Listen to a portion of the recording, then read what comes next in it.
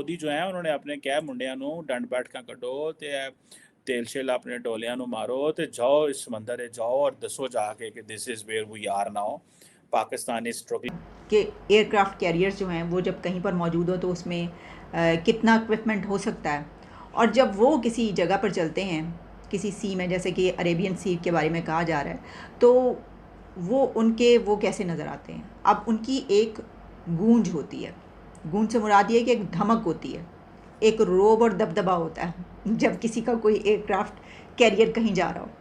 तो कहा यह जा रहा है कि ये इंडिया की पावर प्रोजेक्शन है, ठीक है। अब अरेबियन सी में है तो आप इसको कहेंगे कि ये किसके लिए, ये पाकिस्तान के लिए भी हो सकता है, लेकिन मैं इसको ये नहीं समझती कि ये पाकिस्तान को थ्रेट करने के लिए अरेबियन सी में इंडिया के एयरक्राफ्ट कैरियर देखे गए हैं। ऐसा नहीं है। मतलब ठीक है, आप इसका भी तज्जिया कर सकते हैं, लेकिन मेरा ख्याल है कि ये पाकिस्तान को थ्रेट करने से ज़्यादा या पाकिस्तान को दिखाने से ज़्यादा कुछ और कंट्रीज़ को दिखाने के लिए ऐसा किया गया है। अब आप ये कहेंगे कि भाई ये अगर इस जगह पर मौजूद हैं तो अगर उनको करना था तो कोई और तरीका होता, कहीं और जाते, इस तरह की चीज़ें। तो देखिए कहीं पर बड़ी, और वो ये है कि इंडिया ने आप समझें कि एक बहुत बड़ी एक डेमोन्स्ट्रेशन की है अपनी, और वो ये किया है कि इंडिया के पास जो 2 एयरक्राफ्ट कैरियर हैं, जिसे एक का नाम जो नया एक तो इंडक्ट किया है आईएनएस विक्रांत, और उससे पहले जो था आईएनएस विक्रमादित्य। अब और उसके ऊपर तकरीबन उसके इर्द-गिर्द आप देखें ये 2 एयरक्राफ्ट कैरियर्स हैं, मल्टीपल वॉरशिप्स हैं, सबमरीन्स हैं, इसके ऊपर कोई 35 एक जहाज़ खड़े हुए हैं। और ये कहने के लिए जनाब के बहुत सारे जहाज़ हैं जिसमें एडवांस लाइट हेलीकॉप्टर्स हैं, कॉमोव है, MH-60R है, जिसे कहते हैं MiG-29 के, और बहुत सारे जो है ना वो हेलीकॉप्टर्स वगैरह हैं इसके ऊपर खड़े हुए हैं। और इसको बेसिकली इंटरनेशनल अगर आप देखें जो एयरक्राफ्ट कैरियर्स हैं इनके बारे में पढ़ें तो इनको या तो कहा जाता है they are called as sailing cities, या फिर इन्हें फ्लोटिंग एयरफील्ड्स भी कहा जाता है। सो प्राइमरीली इंडियन समझते हैं कि ये फ्लोटिंग एयरफील्ड्स हैं, लेकिन ये सेलिंग ये इतने बड़े होते हैं कि इनके इर्द गिर्द सिर्फ जो एयरक्राफ्ट कैरियर है वो अकेले मूव नहीं करता, उसके साथ बहुत सारी सबमरीन शिप्स और बहुत कुछ होता है। उसके ऊपर भी ज़ाहिर बात है बहुत जहाज़ होते हैं, सो उसकी बड़ी कैपेसिटी है। लेकिन इन्होंने ये जो 2 एयरक्राफ्ट कैरियर्स हैं ये गए किधर हैं, ठीक है जी। ये अरेबियन सी के अंदर आप अगर देखें तो they have made their ingress, वो पे आए हैं। और वो जो इंडियन नेवी के स्पोक्स पर्सन हैं कमांडर विवेक साहब, उन्होंने कहा है कि इसका मकसद जो है ये एक इंडियन नेवी को एक मैरीटाइम सिक्योरिटी के हवाले से और मैरीटाइम पावर प्रोजेक्शन, ये पावर प्रोजेक्शन करना चाह रहा है अगेंस्ट होम। अरेबियन सी में कौन है? अरेबियन सी में इंडिया का सबसे बड़ा हरीफ पाकिस्तान है, ठीक है। सिर्फ कि पाकिस्तान तक ये खबर पहुंची है या सिर्फ ये कि दुनिया में हमें पता चला है और इसलिए ये हमारे लिए।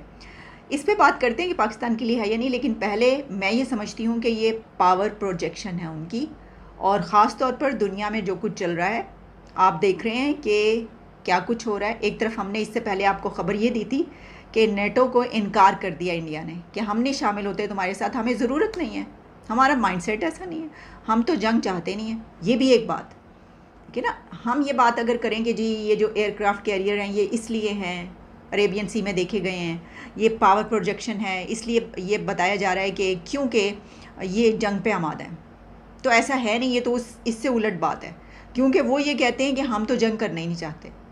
यानी किसी हर जगह पर वो ये कहते हुए नज़र आते हैं, कोई भी प्लेटफॉर्म उस पर वो ये कहते हुए नज़र आते हैं कि हम तो इंटरेस्टेड नहीं है जंग में। उन्होंने नेटो को इनकार इसलिए कर दिया, वो कह रहे हैं कि नहीं हमारा माइंडसेट नहीं है, हम नहीं किसी मिलिट्री अलाइंस में आना चाहते।